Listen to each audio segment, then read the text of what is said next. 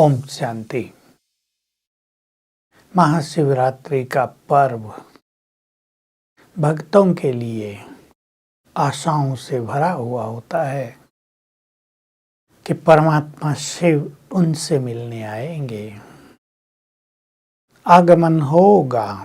देखिए, यही इस त्योहार का विशेष एक संकल्प सभी भक्तों को रहता है।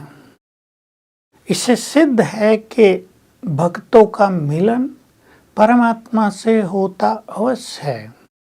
अगर मिलन कभी न होता तो उससे मिलन की इंतजार भी न होती। भक्त लोग मंदिरों में रात को जागरण करते हैं, शिव आएंगे तो वे आते हैं। उनकी ही यादगार में ये महाशिवरात्रि मनाई जाती है। इसके साथ ही महाशब्द है, यानी ये महान पर्व है। भले भारत में इसको ज्यादा महत्व नहीं दिया जाता। शिव के भक्त व्रत रख लेते हैं, कथा आदि कर लेते हैं, मंदिरों में चले जाते हैं, लेकिन ये एक बहुत बड़ा त्योहार है। वास्तव में तो संसार के सभी धर्मों के लिए ये बड़ा त्योहार है, क्योंकि परमात्मा तो सभी धर्मों की आत्माओं के पिता हैं। ये तो नाम अलग अलग होने से भेद हो गया है, अन्यथा परमात्मा तो एक है। उसके नाम चाहे कुछ भी हो, शिव भी उसका नाम मीनिंगफुल है, अर्थात कल्याणकारी है वो, इसलिए शिव कह दिया गया।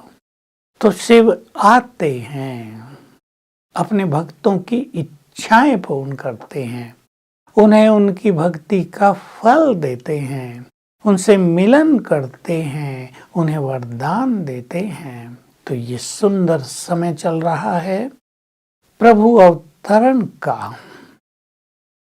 जो भी भक्त हैं, चाहे वे शिव के हों चाहे देवताओं के हों, उन सब को परमात्मा शिव से मिलन का स्वर्णिम अवसर चल रहा है। अनेक भक्त मिल चुके हैं, मिल रहे हैं, अपना जन्म सिद्ध अधिकार प्राप्त कर रहे हैं। हम आप सबको भी कहेंगे, आइए और अपने परम पिता से मिलन कीजिए, सुख प्राप्त कीजिए। केवल ऐसा नहीं कि वे मिल के चले जाते हैं, वे ऐसी विधि अपना लेते हैं, ऐसी विधि सिखा देते हैं कि हम रोज उनसे मिलन कर सकें, जब चाहें उनसे मिलन कर सकें। तो ये श्रेष्ठ कार्य इस समय सृष्टि पर चलता है, क्योंकि अब कलयुग का अंत है। अब तो सबको दिखाई दे रहा है कि युग परिवर्तन होने का समय आ गया है, लेकिन युग परिवर्तन का कार्य कोई मनुष्य तो नहीं कर सकता ना। ये कार्य उसका ही है जो विश्व नियंता है, जो सृष्टि का बीज रूप है। तो शिव स्वयं आकर इस युग को बदलने का अपना दिव्य कार्य कर रहे हैं। आइए, भगवान कैसे संसार बदलता है, इसको अपनी आंखों से देख लीजिए और उसके इस दिव्य कार्य में उसके सहयोगी बन जाइए। तो जन्म जन्म का श्रेष्ठ भाग्य सभी को प्राप्त हो जाएगा। शिव जब आएंगे तो केवल भक्तों को दर्शन देकर थोड़ा ही चले जाएंगे। वे ज्ञान के सागर हैं, वे योगेश्वर हैं। वे आते हैं सभी को राजयोग सिखाने, पावन बनाने, संपूर्ण प्रकृति को भी वे पावन कर देते हैं। तो बहुत सुंदर अवसर है, बड़ा सुंदर समय चल रहा है। ये कलयुग के अंत का और सतयुग के बिगिनिंग का संधि काल है। इसको पुरुषोत्तम संगम युग कहा जाता है। भगवान इसमें आकर राजयोग सिखाकर सभी को पतित से पावन बना रहे हैं। तो हम सभी का आह्वान कर रहे हैं कि जो दिखाया है कि ज्ञान सूर्य प्रगटा अज्ञान अंधेर विनाश, परमात्मा जो ज्ञान सूर्य है, वे आकर सत्य ज्ञान देकर सभी के अंदर में समाये हुए अंधकार को नष्ट कर रहे हैं, सबके चित्त को प्रकाशित कर रहे हैं। ये काम भक्ति में नहीं हो पाया। ये काम आचार्यों से, विद्वानों से भी नहीं हो पाया। शास्त्र ग्रंथ युगों से हमारे पास हैं, लेकिन आत्माएं पतित ही बनती आई हैं, क्योंकि किसी ने भी ये नहीं सिखाया, कोई नहीं सीख पाया कि आत्मिक स्वरूप में स्थित होकर सर्वशक्तिवान शिव से कनेक्शन कैसे जोड़ो। तो सर्वशक्तिवान से कनेक्शन न होने के कारण शक्तियां नहीं मिली, मन को जीत नहीं पाए, विकारों पर नियंत्रण नहीं कर पाए और पतित बनते गए। अब परमात्मा सेवा कर शक्तियां दे रहे हैं, लेने की विधि सिखा रहे हैं और कहते हैं, बच्चे अब तुम मेरी मत पर चलो, मेरी आज्ञाओं पर चलो, तो तुम पावन बन जाओगे, तुम्हारा जीवन श्रेष्ठ बन जाएगा। और देखिए, तब तक किसी का मिलन परमात्मा से नहीं हो सकता जब तक वो आत्मा अंदर बाहर स्वच्छ न हो। लोग तो मंदिरों में जाते हैं केवल स्नान आदि करके, लेकिन मन को भी स्वच्छ करना होगा, बुद्धि को पवित्र करना होगा, पवित्र जीवन जीना होगा, तब हमारा मिलन परमात्मा से हो सकेगा। शिव जो निराकार हैं, स्वयं आकर मनुष्य को, आत्माओं को दुखों से छुड़ाते हैं, काल के पंजे से छुड़ाते हैं। इसलिए उनको महाकाल, महाकालेश्वर भी कहा जाता है। लेकिन वे निराकार हैं, ब्रह्मा विष्णु शंकर के भी रचने वाले हैं।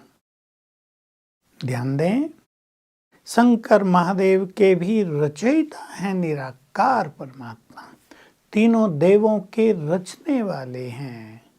तो महादेव जी और शिव दोनों अलग अलग हो गए, एक रचने वाला, दूसरा उसकी रचना। तभी तो महादेव जी को तपस्या में दिखाया गया है। परमात्मा तो संपूर्ण है, उसको तपस्या की जरूरत नहीं होती, उससे सभी योग युक्त होकर श्रेष्ठ बनते हैं, पावन बनते हैं। अब उनको आना है विश्व कल्याण के लिए, युग परिवर्तन के लिए। तो कैसे आए? उसके मंदिरों में भी नंदीगण दिखाते हैं, और आप सब जानते हैं मंदिरों में जाने से पुजारी कहेंगे, जो भी तुम्हें शिव को कहना हो वो नंदीगण के कान में कह दो, शिव तक पहुंच जाएगा। ये नंदीगण कोई बैल नहीं, ये है प्रजापिता ब्रह्मा की यादगार में बैल बनाया जाता है। परमात्मा उनके तन में अवतरित होते हैं। देखिए, जैसे आत्मा को बोलने के लिए, कर्म करने के लिए मनुष्य शरीर चाहिए ना हमें, मनुष्यों को ज्ञान देने के लिए परमात्मा को भी मनुष्य शरीर में ही आना होता है। तो प्रजापिता ब्रह्मा के तन में वे आते हैं, कलयुग के अंत में आते हैं, कलयुग को सतयुग में बदल देते हैं। अब वे आकर अपना ये दिव्य कार्य कर रहे हैं। उन्होंने स्वयं कहा, मेरे कर्म और मेरा जन्म दिव्य और अलौकिक है, वह प्राकृतिक मनुष्यों के समान नहीं है। मैं प्रकृति को अधीन करके प्रकट होता हूँ। तो इस समय वे ब्रह्मा तन में प्रवेश करके जग कल्याण का कार्य कर रहे हैं और हम सभी का आह्वान कर रहे हैं, आओ मेरे बच्चों, मेरी मत पर चलकर सदा काल के लिए दैवी स्वराज्य प्राप्त करो, उस दैवी वर्षे के अधिकारी बन जाओ। एक राह मिल गई है, मुक्ति चाहिए तो मुक्ति में जाने की राह, जीवन मुक्ति चाहिए तो वहां जाने की राह हमें मिल गई है। अब सबको भी हम आह्वान कर रहे हैं कि सच्ची शिवरात्रि मनाएं, शिव से सत्य ज्ञान लेकर अपने चित्त में समाये हुए अज्ञान के अंधकार को दूर कर लें। शिव, आप सोच लें, जो ज्ञान का सागर है, अनंत ज्ञान जिसके पास है, वे आकर सृष्टि के आदि मध्य अंत का ज्ञान दे रहे हैं। ये संसार पावन कैसे बनता है, प्रकृति पावन कैसे हो जाती है, फिर धीरे धीरे उसमें गिरावट कैसे होती है, कौन कौन से फैक्टर्स काम करते हैं, ये संपूर्ण ज्ञान वो आकर हमें दे रहे हैं। हम इस ज्ञान को लेकर सत्य ज्ञान की जो हमारी खोज थी जन्म जन्म की, उसको बुझा सकते हैं। ये सत्य ज्ञान प्राप्त करने का समय चल रहा है। मैं उन सब विद्वानों को, आचार्यों का, गुरुओं का आह्वान कर रहा हूँ कि आओ, वेद शास्त्र पढ़कर तो आपने ज्ञान लिया, अब ज्ञान के सागर से सम्मुख बैठकर ज्ञान ले लो।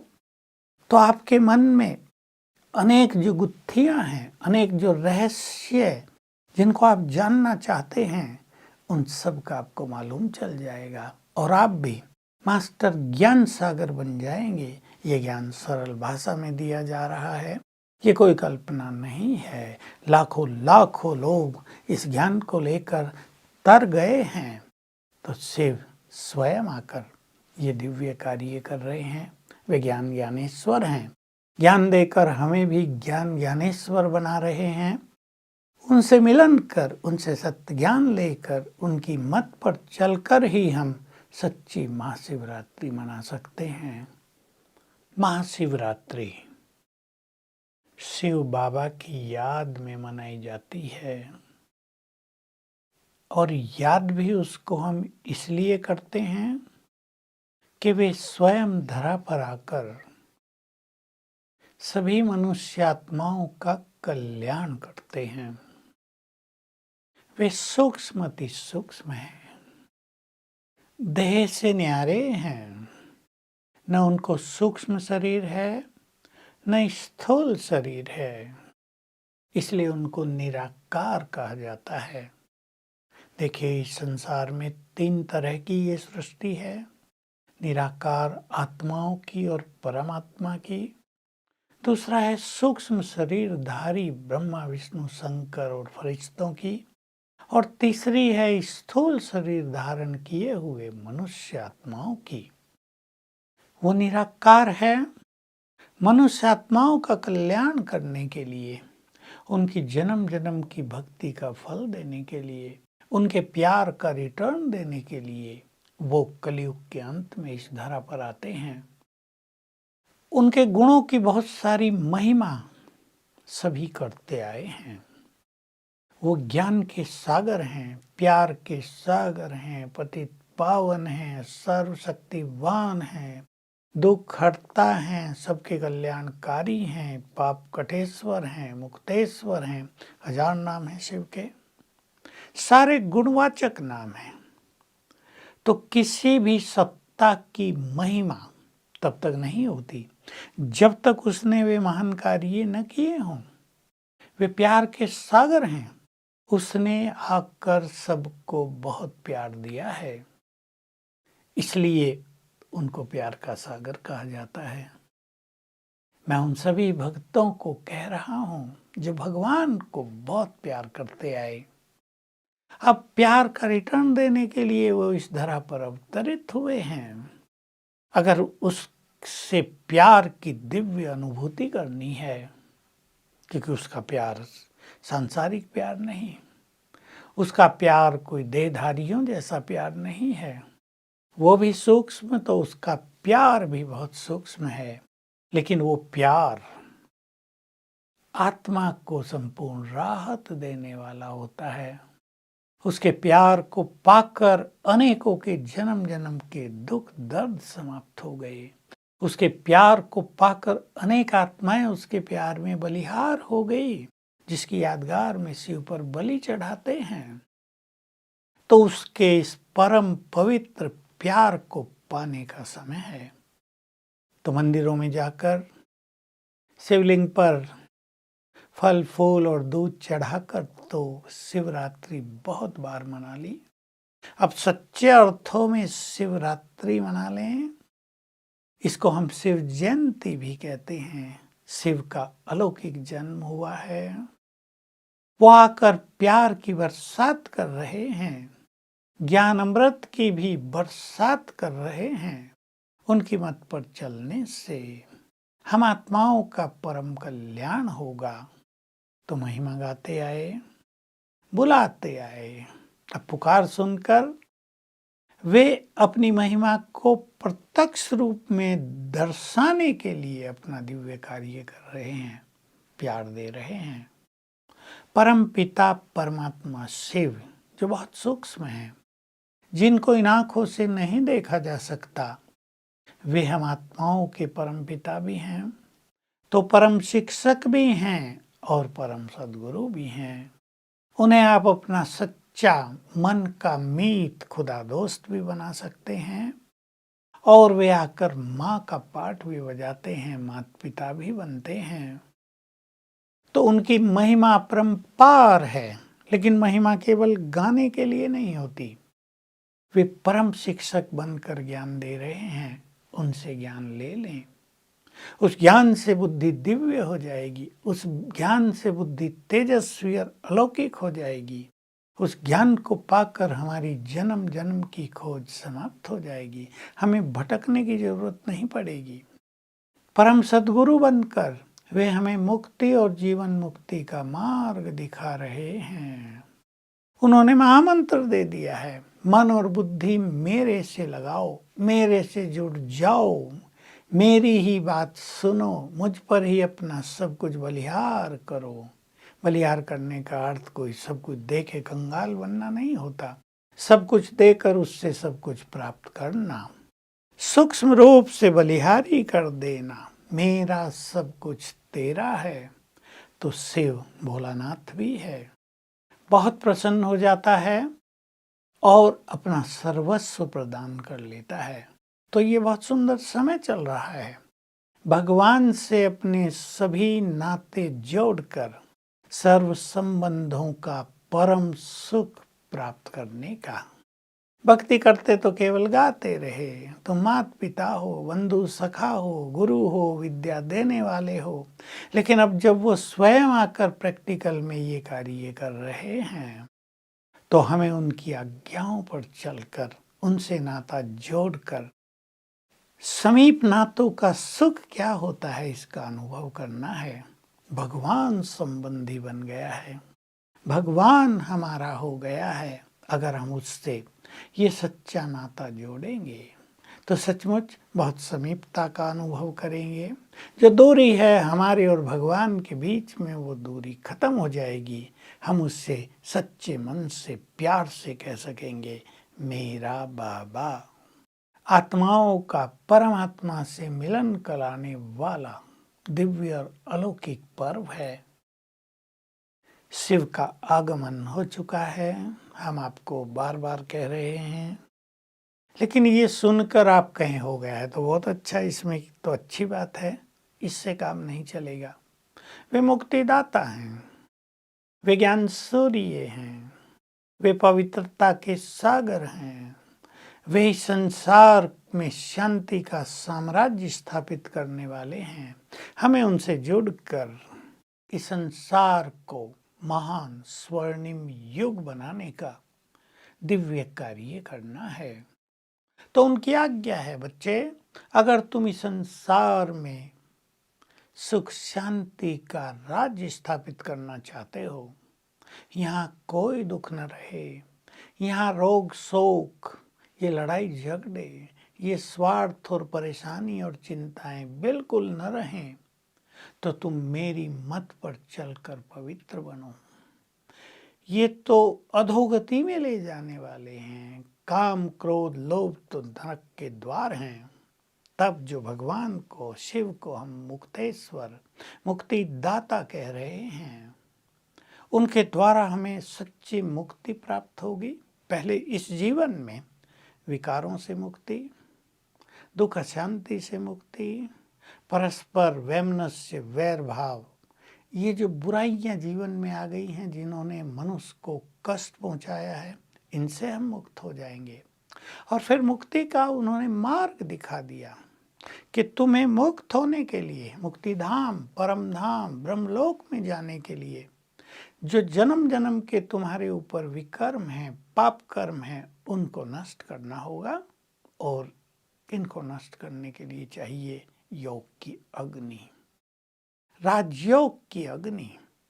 तो वे स्वयं राजयोग सिखाते हैं कि मेरे से कैसे जुड़ो और मेरे से शक्तियाँ लो, तो ये शक्तियाँ अग्नि का काम करेंगी, तुम्हारे जन्म जन्म के पाप कर्मों को नष्ट करेंगी और तुम आत्माएं मुक्त होकर वापस अपने धाम चली जाएंगी। ओम शांति।